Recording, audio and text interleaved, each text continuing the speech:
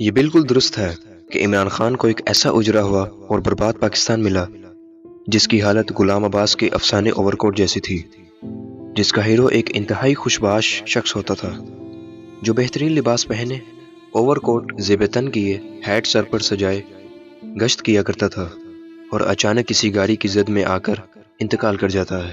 ہسپتال میں سنگ مرمر کی میز پر لٹا کر جب پوسٹ مارٹم کے لیے اس کے کپڑے اتارے جاتے ہیں تو اس کی غربت و افلاس سامنے آ جاتی ہے۔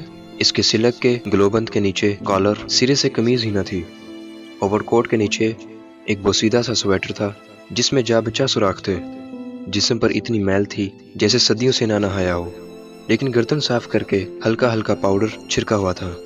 پتلون کو کسی بیلٹ کی بجائے ایک بوسیدہ لٹکائی جیسی دھجی سے باندھا ہوا تھا۔ پتلون گھٹنوں سے پھٹ چکی تھی جس کو اوور کوٹ کی لمبائی نے چھپایا ہوتا تھا۔ ایک پاؤں کی جرابیں اور دوسرے پاؤں کی جرابیں مختلف تھیں اور دونوں پھٹی ہوئی تھیں۔ اوور کوٹ کی جیبوں سے اس کی کل کائنات کی جو برآمدات ہوئی وہ ایک چھوٹا سا سیاہ گنگا، ایک رومال، 6.5 آنے اور بجھا ہوا سگریٹ اور دوسرے ہاتھ میں بد کی ایک چھوٹی سی چھڑی۔ دوستو، عمران خان کو جو پاکستان ملا وہ ایسا ہی کھوکھلا اور بوسیدہ تھا۔ پاکستان کے موجودہ آئین کے خالق ذوالفقار علی بھٹو کو جو پاکستان ملا تھا، اس کے پہلے 25 سال یعنی 1972 تک پاکستان کی شرح پیداوار اور دنیا کی مجموعی شرح پیداوار سے بھی زیادہ تھی۔ 60 کی دہائی میں اوسطاً شرح ترقی 6.8% تھی، مگر 70 کی دہائی میں 4.8% تک نیچے آ گئی۔ پاکستان کے پہلے عام انتخابات سے براہ راست منتخب ہونے والے وزیر اعظم ذوالفقار علی بھٹو کی معاشی پالیسیوں سے جو زوال کا سفر شروع ہوا وہ آج تک جاری ہے۔ قائد اعظم کی گورنر جنرلی کے زمانے کے پاکستان میں $1 کے عوض پاکستانی 3 روپے 6 آنے ملا کرتے تھے۔ امریکہ جنگ عظیم دوم سے کما کر امیر ترین ہو چکا تھا اور پاکستان کے پاس ابھی تک تقسیم کے بعد خزانے کے حصص بھی نہ آئے۔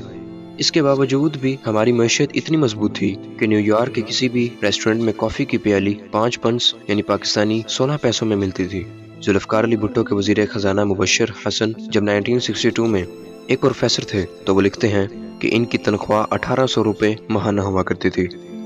وہ اس تنخواہ سے لندن کی دکان سے $25 کا سوٹ خریدنے کی استطاعت رکھا کرتے تھے، لیکن خود اپنی وزارت خزانہ کے دور میں جب وہ 1974 میں اسی دکان پر گئے تو ان کی قوت خرید صرف $6 کا سوٹ خریدنے کی رہ گئی۔ زوال کی یہ کہانی جس کی پہلی اینٹ فخر ایشیا قائد عوام ذوالفقار علی بھٹو نے اپنی بدترین معاشی پالیسیوں سے رکھی، اس کو نواز شریف نے تکمیل تک پہنچایا، لیکن نواز شریف کا سب سے بڑا ظلم یہ تھا کہ اس نے پورے ملک کو کھوکھلا کر دیا۔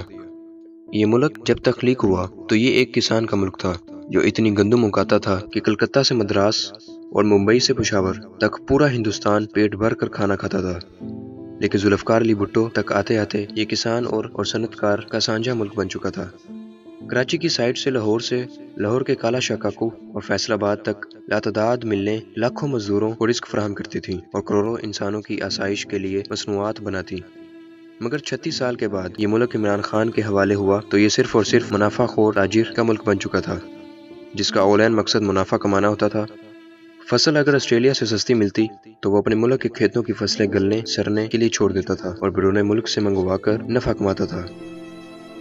اسے اس بات کی پرواہ نہ تھی کہ چین سے جوتے، فرنیچر، بجلی کا سامان، بنگلہ دیش سے کپڑے اور کوریا، تائیوان وغیرہ سے الیکٹرانک اشیاء منگوانے سے اس کی اپنے ملک کی ملوں کو تالے لگ جائیں گے، کروڑوں لوگ بے روزگار ہو جائیں گے۔ تاجر کو صرف ایک جگہ سے مال منگوا کر دوسری جگہ بیچنے سے غرض ہوتی ہے اور اس کے لیے وہ پورے ملک کی معیشت کو داؤ پر لگا دیتا ہے۔ نواز شریف اور زرداری کا پاکستان انہی تاجروں کا پاکستان تھا۔ یہ بدقسمت پاکستان کا مصنوعی روشن چہرہ ہے جو عمران خان کو ورثے میں ملا ہے۔ جب مشرف کے بعد زرداری اور نواز شریف کو یہ ملک ملا تو اس ملک سے اگر $100 کی اشیاء باہر فروخت ہوتی تو $115 کی باہر سے یہاں منگوائی جاتی۔ خسارہ یا فرق صرف $15 کا تھا جسے کھینچ تان کر پورا کیا جا سکتا تھا۔ اس لیے شوکت عزیز پہلا وزیر اعظم تھا جس نے IMF کو خدا حافظ کہہ دیا تھا۔ آج ہم $100 کے بدلے $230 کی اشیاء باہر سے منگواتے ہیں۔ یہ $130 کا فرق ہم بیرون ملک پاکستانیوں کے پیسے پورا کر سکتے ہیں اور نہ ہی مزید قرضہ جات اس فرق کو مٹا سکتے ہیں۔ اس گرتی ہوئی اور ڈوبتی ہوئی معیشت کو سنبھالنے کے لیے پہلا قدم یہ ہونا چاہیے تھا کہ آپ ان تمام اشیاء کے منگوانے پر پابندی لگاتے جن کا اس ملک میں 99.9% عوام کے ساتھ کوئی تعلق نہیں، جس ملک کی دکانوں میں کتوں اور بلیوں کی خوراک اور ان کے نہلانے کے لیے شیمپو بھی باہر سے منگوائے جائیں، سیب نیوزی لینڈ سے برآمد ہوں، اور گرمیوں میں مالٹے کھانے کے شوقین افراد کے لیے کنو جنوبی افریقہ سے منگوائے جائیں۔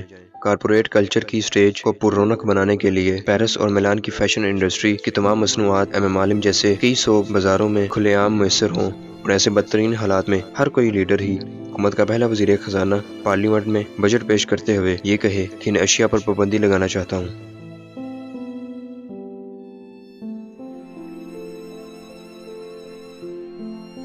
دوستو، ویڈیو پسند آنے کی صورت میں آپ ہمارے چینل اسلامی راز کو سبسکرائب کیجئے اور ساتھ ہی موجود بیل آئیکن کو بھی دبا دیجئے تاکہ ہماری ہر نئی آنے والی ویڈیو کا نوٹیفیکیشن آپ کو باقاعدگی سے مل سکے۔ السلام علیکم۔